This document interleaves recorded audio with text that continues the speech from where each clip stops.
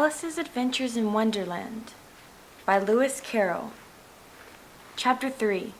A Caucus Race and a Long Tail. They were indeed a queer-looking party that assembled on the bank. The birds with draggled feathers, the animals with their fur clinging close to them, and all dripping wet, cross, and uncomfortable. The first question, of course, was how to get dry again.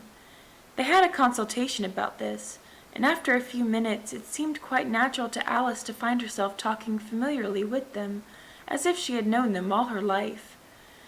Indeed, she had quite a long argument with the Lory, who at last turned sulky and would only say, "I'm older than you, and I know what's better," and this Alice would not allow without knowing how old it was, and as the Lory positively refused to tell its age, there was no more to be said. At last the Mouse, who seemed to be a person of some authority among them, called out, "Sit down, all of you, and listen to me. I'll soon make you dry enough." They all sat down at once, in a large ring, with the Mouse in the middle. Alice kept her eyes anxiously fixed on it, for she felt sure she would catch a bad cold if she did not get dry very soon. "Ahem," said the Mouse with an important air. "Are you all ready? This is the driest thing I know. Silence all around, if you please." William the Conqueror, whose cause was favored by the Pope, was soon submitted to by the English, who wanted leaders, and had been of late much accustomed to usurpation and conquest. Edwin and Morcar, the Earls of Mercia and Northumbria. "Ah," said the Lory with a shiver. "I beg your pardon," said the Mouse, frowning, but very politely. "Did you speak?"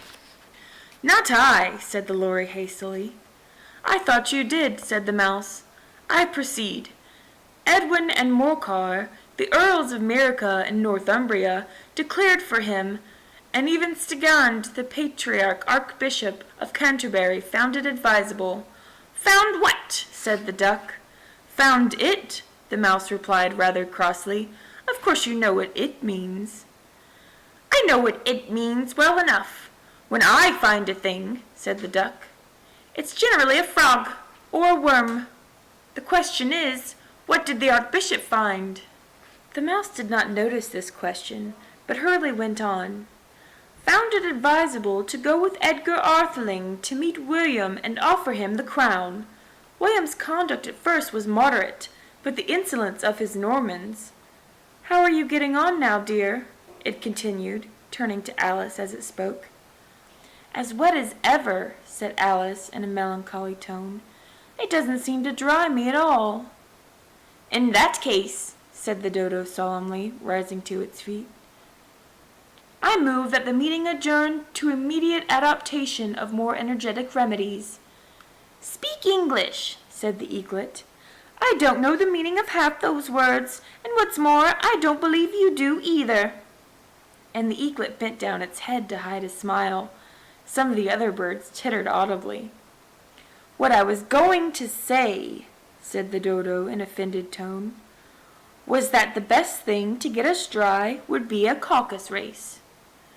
"What is a caucus race?" said Alice.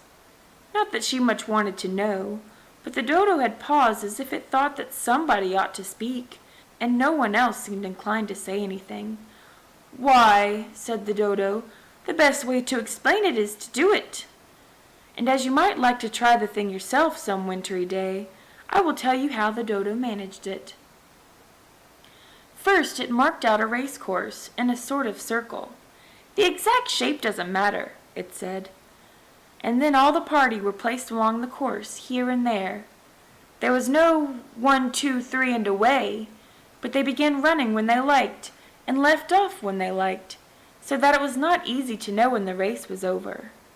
However, when they had been running half an hour or so, and were quite dry again, the Dodo suddenly called out, 'The race is over!'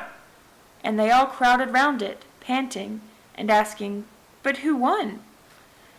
This question the Dodo could not answer without a great deal of thought, and it stood for a long time with one finger pressed upon its forehead, the position in which you usually see Shakespeare in the pictures of him, while the rest waited in silence.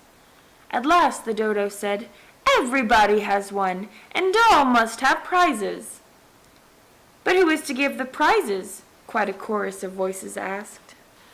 "Why, she, of course," said the Dodo, pointing to Alice with one finger, and the whole party at once crowded round her, calling out in a confused way, "Prizes! Prizes!" Alice had no idea what to do, and in despair she put her hand in her pocket and pulled out a box of comfits. Luckily the salt water had not got into it, and handed them round as prizes. There was exactly one apiece all around. "But she must have a prize herself, you know," said the Mouse. "Of course," the Dodo replied very gravely. "What else have you got in your pocket?" it went on, turning to Alice. "Only a thimble," said Alice sadly. "Hand it over here," said the Dodo. Then they all crowded round her once more, while the Dodo solemnly pressed the thimble, saying, "We beg your acceptance of this elegant thimble." And when it had finished the short speech, they all cheered. Alice thought the whole thing very absurd, but they all looked so grave that she did not dare to laugh, and as she could not think of anything to say, she simply bowed and took the thimble, looking as solemn as she could. The next thing was to eat the comfits. This caused some noise and confusion, as the large birds complained that they could not taste theirs, and the small ones choked and had to be patted on the back. However, it was over at last, and they sat down again in a ring, and begged the Mouse to tell them something more. "You promised to tell me your history, you know," said Alice. "And why it is you hate C and D," she added in a whisper, half afraid that it would be offended again. "Mine is a long and sad tale," said the Mouse, turning to Alice and sighing.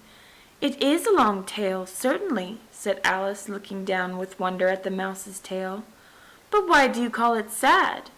And she kept on puzzling about it while the Mouse was speaking, so that her idea of a tale was something like this. Fury said to a mouse that he met in the house, "Let us both go to law. I prosecute you. Come, I'll take no denial. We must have the trial, for really this morning I've nothing to do." Said the Mouse to the Cure, "Such a trial, dear sir, with no jury or judge, would be wasting our breath." "I'll be judge, I'll be jury," said the cunning old Fury. "I'll try the whole cause, and condemn you to death." "You're not attending," said the Mouse to Alice, severely. "What are you thinking of?" "I beg your pardon," said Alice very humbly. "You had got to the fifth bend, I think." "I had not," cried the Mouse sharply and very angrily. "A knot," said Alice, always ready to make herself useful, and looking anxiously about her. "Oh, do help me to undo it." "I shall do nothing of the sort," said the Mouse, getting up and walking away. "You insult me by talking such nonsense." "I didn't mean it," pleaded poor Alice. "But you're so easily offended, you know." The Mouse only growled in reply. "Please come back and finish your story," Alice called after it, and the others all joined in chorus. "Yes, please do." But the Mouse only shook its head impatiently and walked a little quicker. "What a pity you couldn't stay," sighed the Lory, as soon as it was quite out of sight, and an old crab took the opportunity of saying to her daughter, "Ah, my dear, let this be a lesson to never let you lose your temper." "Hold your tongue, Ma," said the young crab, a little snappishly. "You're enough to try the patience of an oyster." "I wish I had our Denia here, I know I do," said Alice aloud, addressing nobody in particular. "She'd soon fetch it back." "And who is Denia, if I might venture to ask the question?" said the Lory. Alice replied eagerly, for she was always ready to talk about her pet. "Denia is our cat, and she's such a capital one for fetching mice, you can't think. And oh, I wish you could see her after the birds. Why, she'll eat a little bird as soon as look at it." This speech caused quite a remarkable sensation among the party. Some of the birds hurried off at once. One old magpie began wrapping itself up very carefully, remarking, "I really must be getting home. The night air doesn't suit my throat." and a canary called out in a trembling voice to its children, "Come away, my dears. It's high time you were all in bed." On various pretexts, they all moved off, and Alice was soon left alone. "I wish I hadn't mentioned Denaya," she said to herself in a melancholy tone. "Nobody seems to like her down here, and I'm sure she's the best cat in the world. Oh, my dear Denaya, I wonder if I shall ever see you any more." And the poor Alice began to cry again, for she felt very lonely and low-spirited. In a little while, however, she again heard a little pattering of footsteps in the distance, and she looked up eagerly, half hoping that the mouse had changed his mind and was coming back to finish his story.